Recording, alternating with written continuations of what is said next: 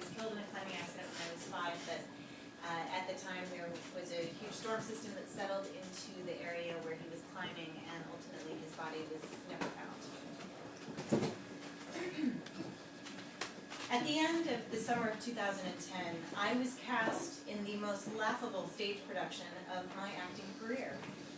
The play, Mundo Over Lotus, was a new work based loosely on the characters from Gilligan's Island and set in the waiting room of a psych ward. A friend and former colleague from college was co-producing the show and had sought me out all the way from Berlin to offer me the role of Ginger. In our correspondence earlier that year, the project was pitched to me as a chatty, dark comedy about how overloaded we are in today's multimedia world. I was intrigued. When she told me it was a paying gig and would play at as a rental at the venerated off-Broadway venue PS 122 for a 2-week run in September, I was sold.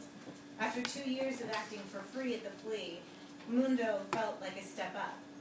I accepted and didn't think twice. I didn't even ask to see the script. As I quickly learned, Michael, the playwright, a 60-something native of San Francisco with a dwindling inheritance and pocketfuls of wishful thinking, had come to New York with his 20-something Polish mail-order bride to produce, direct, and star in what he was convinced was a seminal work. Forget that he had never penned a script. Mundo was the play to end all plays. It was what the theater world had been waiting for. Michael was vested in the project in the way only a true egoist could be. He had put up over $50,000 in private capital for the 2-week run and was convinced that with his directorial vision and writerly gifts, Mundo Over Lotus would be Broadway bound in less than a year. The night of the first read-through, I realized my mistake.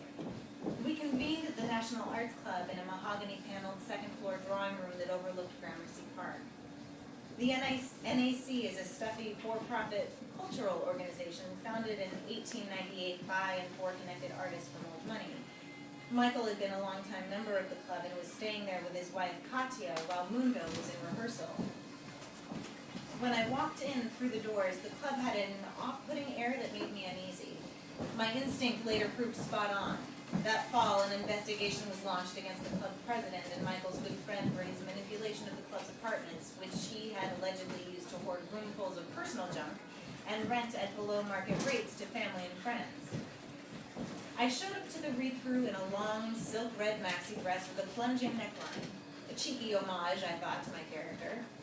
I'd never met Michael, but when I glimpsed a man in head-to-toe white linens with a slicked-back comb-over talking excitedly to one of the other actors, I was pretty sure that was him.